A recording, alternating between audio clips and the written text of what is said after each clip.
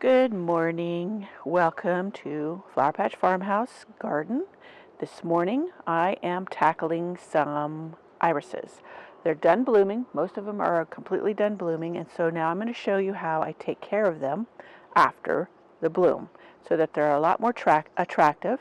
And I'm even going to move one, even though it's I should say not relatively, it is considered too soon, but this iris is in my pathway and I need it moved, and you know what? It won't hurt it at all. So let's get to deadheading irises and see how it's done.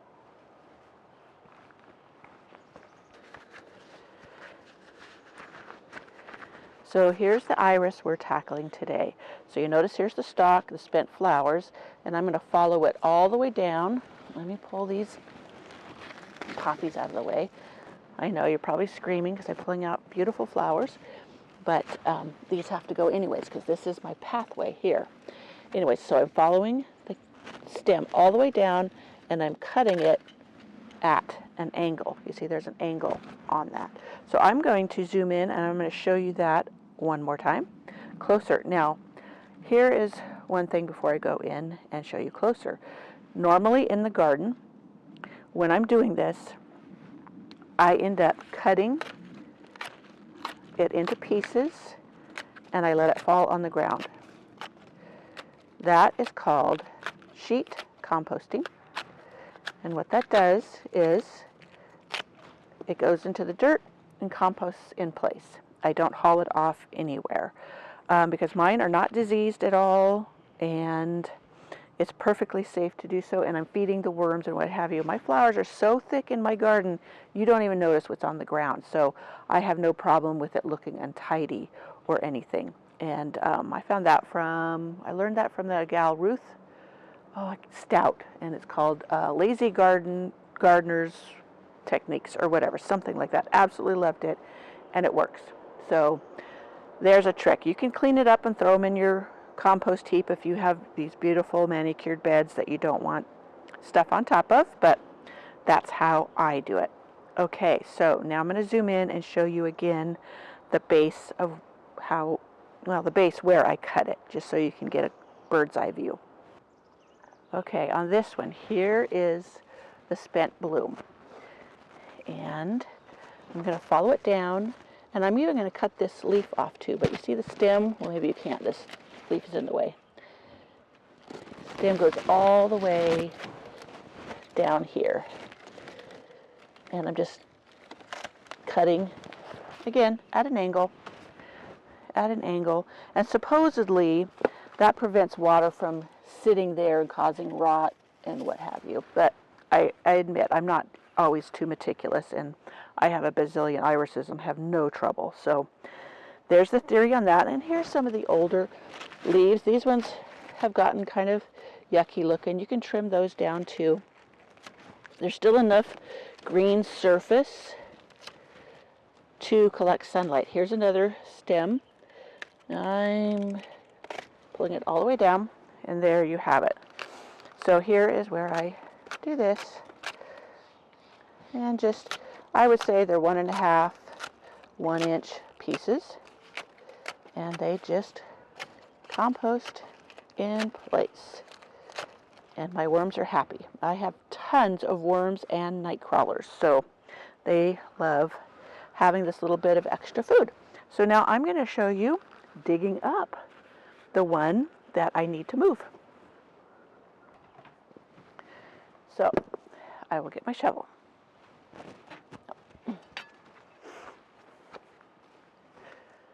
So here is my shovel. It's a smaller size. It does well for me.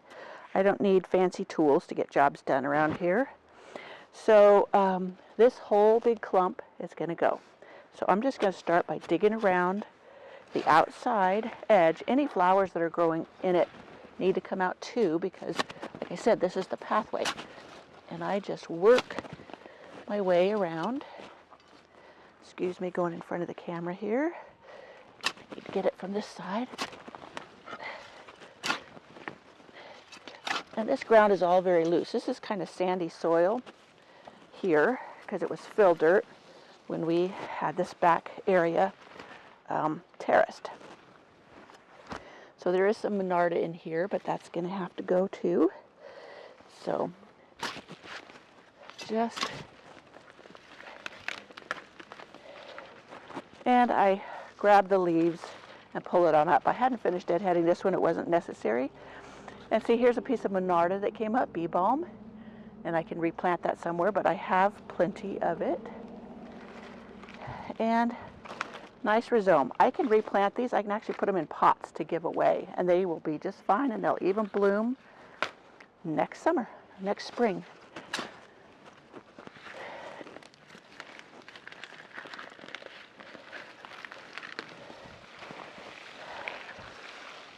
Look at that. Look at that clump. Nice, big, healthy. It was ready to be divided anyways, and normally I wouldn't divide for another 6 weeks, but like I said, this needed to be taken out of this area, and despite it being too soon, it will still be fine. I've done this before. In fact, one iris I moved in March, bloomed beautifully. So iris are a whole lot tougher than many give them credit for. And this one I just dug up is called Starship Enterprise. It's actually beautiful, beautiful. In fact, I'll put a picture up on the screen for you to see. Huffing and puffing, a good workout this morning.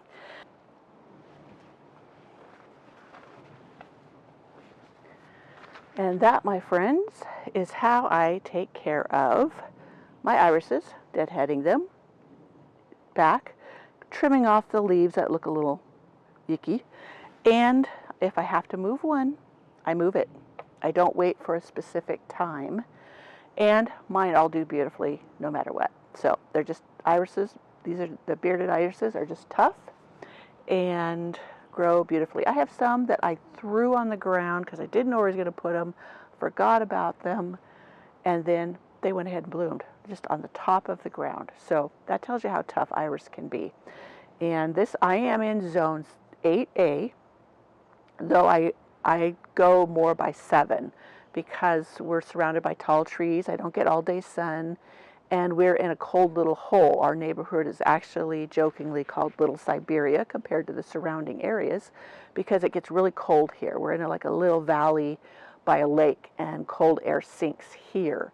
So that's some of the challenges I have, even though you'd think zone 8 would be just all day sun, grow everything wonderfully.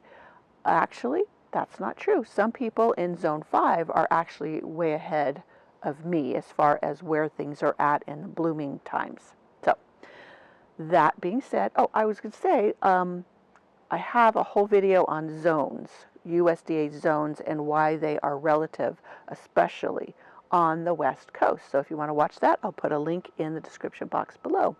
So I hope you enjoyed this little video of iris care after they're blooming, and I will see you in the next video. Please hit the subscribe and the like button and join me next time. I just had to share with you my secret garden filled with irises blooming. This is their peak, and it's just gorgeous. And I'm loving it. I love irises. Yes, they only bloom for a few weeks, but what a show. Let me see if this is, I can't see if this is in focus, guys. Sorry if it's not totally in focus, but you're getting the idea. All the way around my secret garden. This is June 8th, just so you have a reference point. I even have some that are down here and along this edge. They bloom a little later just because they get more shade, so they are a little later, but that's okay. It kind of stretches out the bloom time. I hope you enjoyed the little show of my irises.